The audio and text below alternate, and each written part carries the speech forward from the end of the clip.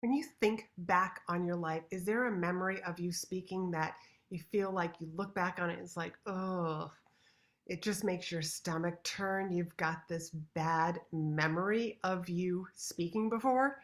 If so, you're going to love this episode because I am going to talk about how that particular incident is probably holding you back. Not probably, but it is holding you back. So let's get on to the show.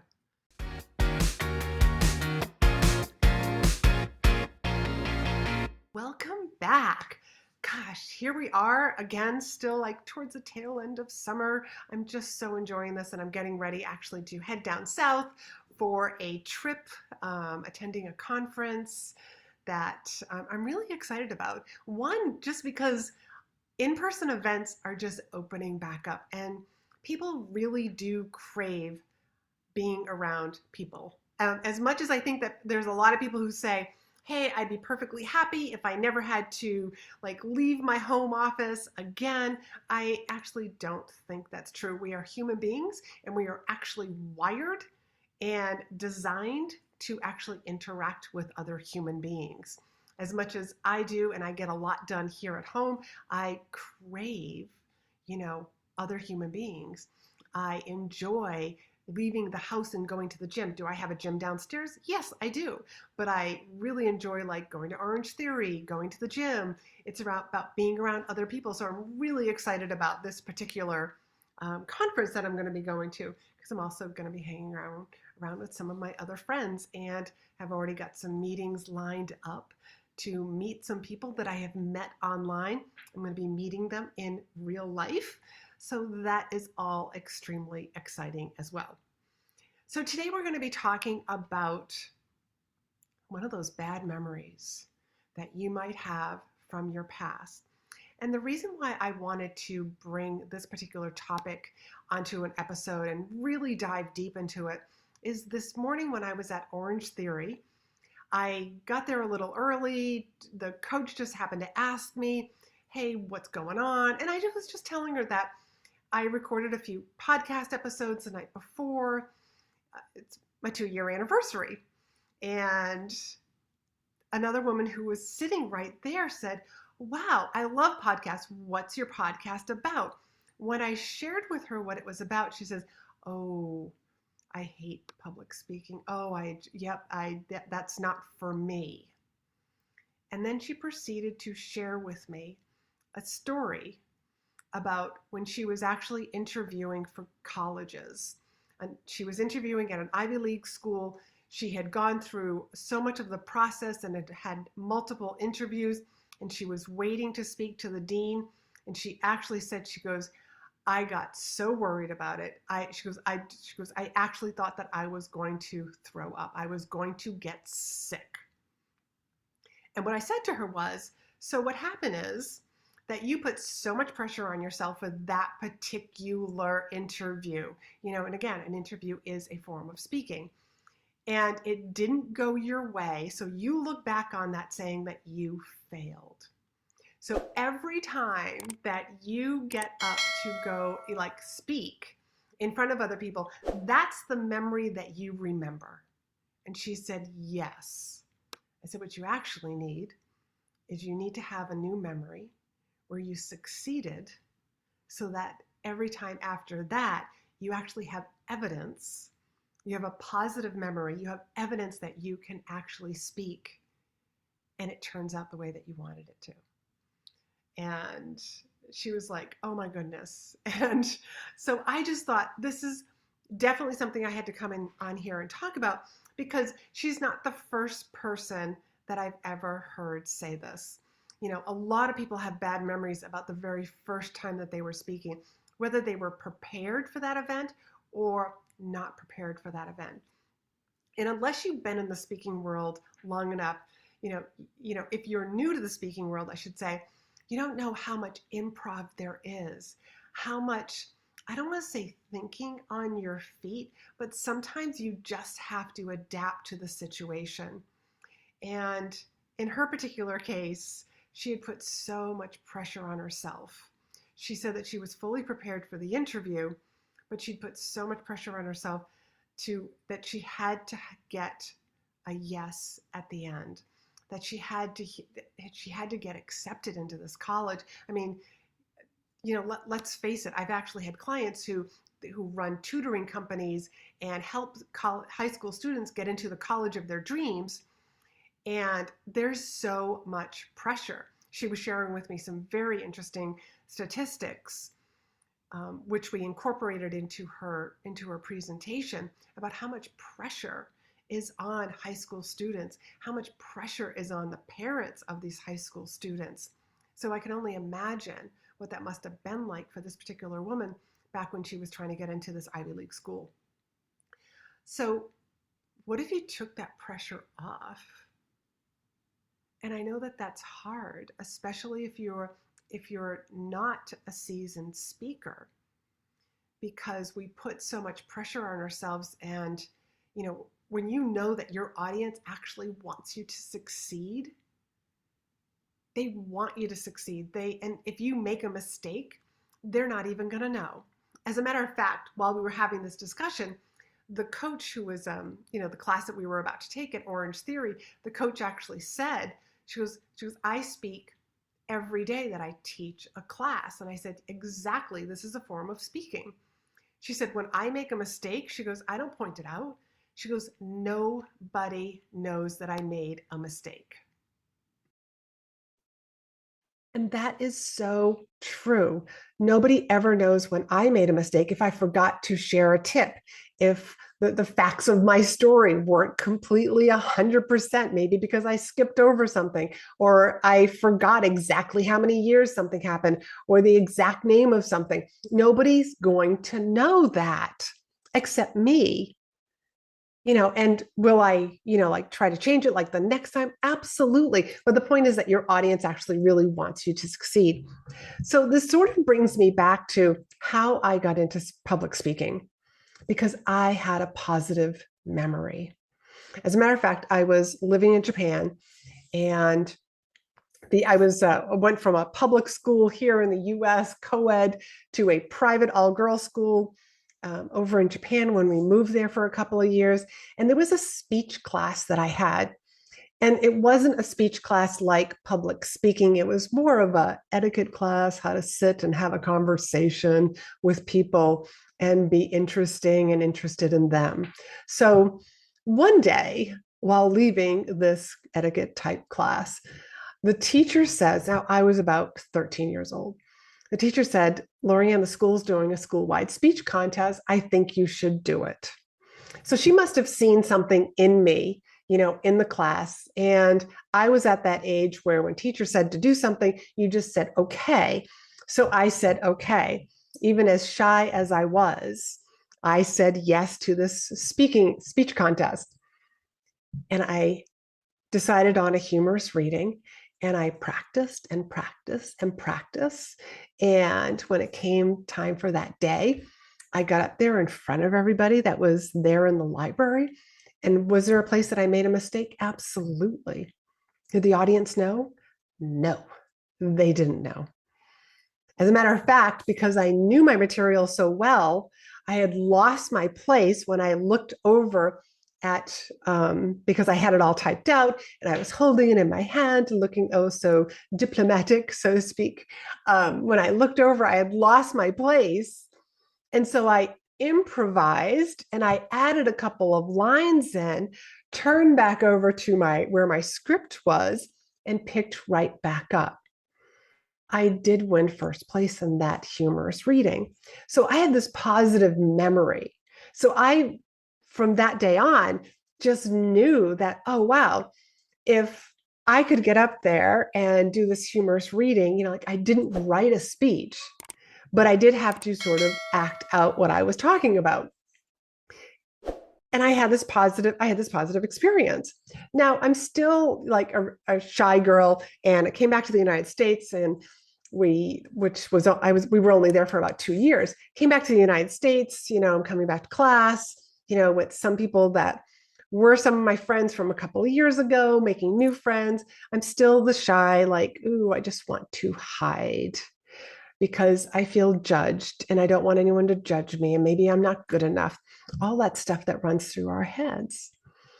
Well, For some reason, during my senior year, I felt like I had to justify my existence. I felt like nobody knew that I was here. How could I make how could I make it something happen that like, hey, I was here, I was a part of this class.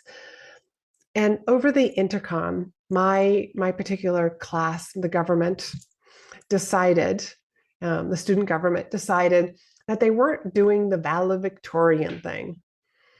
That what they were doing is that they were taking interviews for people who wanted to speak at graduation.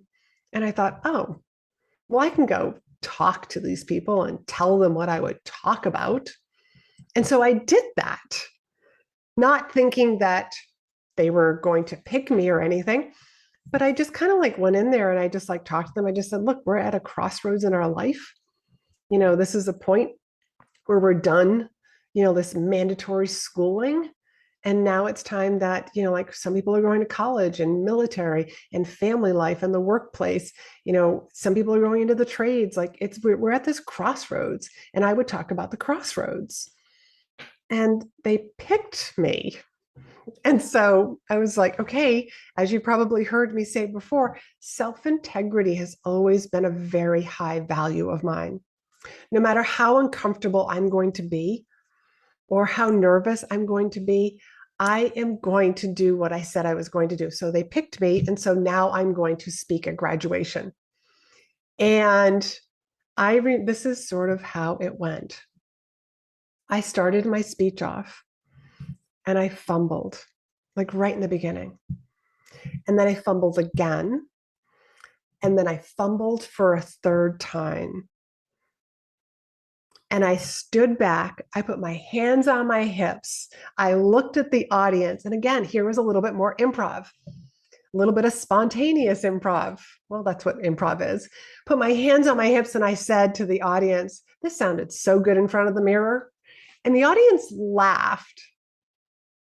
And then I picked the speech back up and the rest of it was flawless. And again, that's a memory that I have.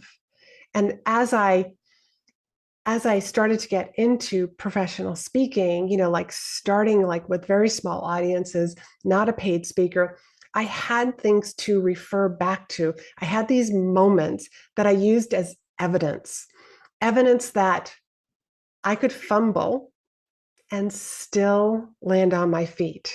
I could fumble, make the audience laugh, and pick it back up and have the rest of the speech be flawless and say exactly what I wanted to share with the audience. I could lose my place, forget my lines, and improvise a couple of new lines. Like I had that evidence. And I'm so grateful for that because I know that I wouldn't be in this very position had I not had those pieces of evidence or those stories that I can tell myself that, oh yeah, like I can fumble, no big deal. I can make a mistake, no big deal. Like I recovered. So the reason why I wanted to share this is because I have a lot of people who come to me and just like they have these traumatic moments in their lives that they were like, well, here was a time that I spoke and I completely forgot what I was going to say. And then I couldn't say anything. And which actually reminds me of a time that I was put on the spot. This is a hilarious story and one that I haven't thought about in a long time. I was put on the spot to give a presentation. And it's not that I didn't know the presentation because I'd seen the presentation a number of times, but I got up there and I started laughing. And I couldn't get myself to stop laughing. And I tried to excuse myself by saying, sorry, I just heard like a really good joke. I can't seem to get it out of my mind. I could not stop laughing. And I think it was a nervous laugh. And so I finally had to look at a colleague and just say, you're going to have to give this. And I just like walked away. So I have one of those memories. But the point is like, we all have some sort of a memory and like, is it a positive one? Or is it one that's really holding you back? Because if you've got one that is holding you back, I bet you if we went back to that particular moment, if we could find the people that were in that audience who saw you speak that you thought was such a catastrophe, excuse me, I bet you they wouldn't even remember. They'd probably be like, oh, yeah, I remember you speaking about that particular topic. Yeah, I don't remember anything bad happening. I bet you they wouldn't even remember. I mean, if we could find the people who were sitting in the audience when I started laughing, they probably just remember, oh, yeah, they probably remember the second person who came up. They don't remember me laughing, or even if they do remember me laughing, I mean, it's hilarious when I think back on it. I'm kind of glad that I thought about that. But what moment do you have that you are giving so much meaning? Meaning, if it didn't work out the way that you wanted it to work out, and you're giving it the meaning that I'm a horrible speaker. Well, guess what? You're not going to get up there and speak. And if you've got this kind of a bad memory, then you might be like, I want to do live streaming. I want to create videos. I want to start my own podcast. But you've got this memory from your past that's holding you back because you are making it mean that you're a bad speaker, that you're shy, that you're not supposed to be speaking, that you get nervous, that XYZ, like fill in the blank. What if you change the way that moment means? What if you change the meaning of that story? That, oh, I was, you flubbed up. Oh, I was just starting out. As a matter of fact, every great speaker has flubbed up. As a matter of fact, every great speaker started with their first speech. I'm just getting started. What if you started telling yourself that story? So that now when you're looking back on that moment that you've created in your mind that was just so horrible, and that's why you shouldn't do any public speaking, and that's why you should avoid it at all costs, and it just holds you back. What if we just change that meaning of that moment to say, oh, I was just getting started. No big deal. Nobody even remembers that particular moment, that particular speech. And by changing the meaning, it got you to try again so that you could have the opportunity to have a successful moment, a successful memory. Because when you try again, you can just be like, see, I just get right back up, dust myself off, and I try again. I've got a message. I've got a message. I've got a story, and I am here to share that with the world. What if you did that? How would that empower you? And how would that move you forward? How would that get you to stand up and share your story? You probably feel a whole lot more empowered and be sharing your story, and you would try again. Because one of the things that I tell all of my private students and also my students inside the in-demand signature speeches, you're gonna try and tell a new story one day.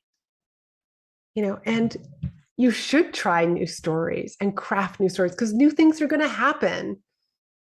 New client successes, and you're going to want to infuse that into your presentation. And you're going to tell the story, and it's going to kind of not work out. Or you're going to try adding a little bit of humor, and no one's going to laugh. Does that mean you're bad at adding humor? Does that mean that you're a bad speaker? No, it doesn't.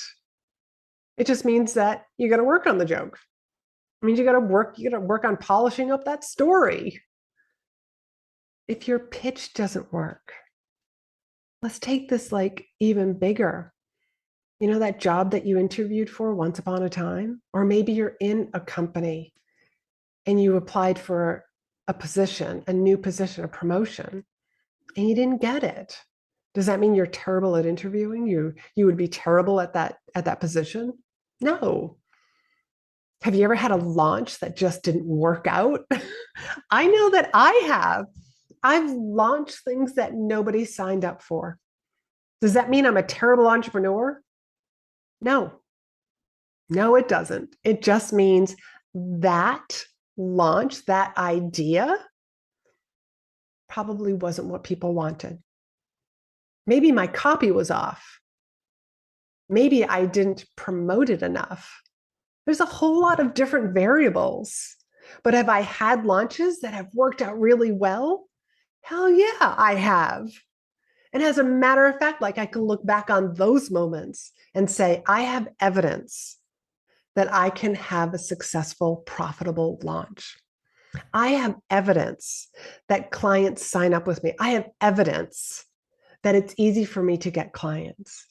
I have evidence that it's easy for me to get booked as a speaker. I have all that kind of evidence. And I know that in the future, just like in your future, you're going to be gaining more and more evidence. But if we let the stuff that's in our past hold us back, we're never going to have the opportunity to actually get new stories, new pieces of information, new pieces of evidence to use that's going to fuel us forward. And that's what I want you to do. I want us to stop looking at some of our failures as failures and just look at them as, oh, I was just getting started. So permission to just like look back on some things and say, I was just getting started. You know, that first business that didn't work out, I was just getting started. Because I want so much success for you. And this is what I help my clients is sometimes reframe things, see things differently. Because sometimes we are so in our world that we don't see our own gifts. We don't see the blind spots that we have. As a matter of fact, you know, I have somebody that I have to go respond to on DM because we're having this conversation about whether or not she's going to join a program or whether or not she's going to hire me privately. And I can see some of her blind spots already. And it's my job as a master coach to point the light on those blind spots because that's what I do. Just because she's not my client right now doesn't mean that I'm not going to point a spotlight on this blind spot because I want her to see for herself a story that she's telling herself so that she can overcome this hurdle that she has built in her path. That's my job as a master coach. That is my job. So I hope that you've enjoyed this episode. I've enjoyed kind of chatting about this and, you know, reminiscing about some of my stories. And I hope that you thought that they were funny because, you know, laughing, you know, nervous laughter, you know, this is all a part of becoming really good at your craft. You know, I've stumbled and fumbled along the way. I look back on some of my videos, my previous, like where I've been doing some speaking, and I just watch myself and I just see how much I've grown as a speaker. A lot of times people will ask me, what was your best speech, best presentation? And I say, it's my next one because I'm always improving. And so will you. All you have to do is take a step forward. Decide that whatever's been holding you back, it's just between your ears that's holding you back. We're making stories. We're making up stories. We're making up meanings. We're interpreting things differently. But what if we change the meaning, change the interpretation, change the story to support us to move forward? Remember, the world needs you. It's time to get out there and share your story, share your solutions, and it's time for you to help others. So if I can help you in any way, please feel free to book a call with me. You can do that at chatwithla.com. I'm more than happy to talk to you more about how I help clients, the programs that I have so that we put you in the right program, whether that's one of my group programs or it's working with me privately one-on-one. I'm here to help you. I'll talk to you soon. And until then, be in demand. Thanks for hanging out with me. Be sure to hit the subscribe button so you never miss an episode. And join me over in my private Facebook group for more tips, community, and free trainings. You'll find the link in the show notes. You can also help this podcast reach more listeners by leaving a review. And as a thank you, each month I pick one of my reviewers to win a free coaching call with me. So if you haven't done so already, please leave a review and you could be the next winner.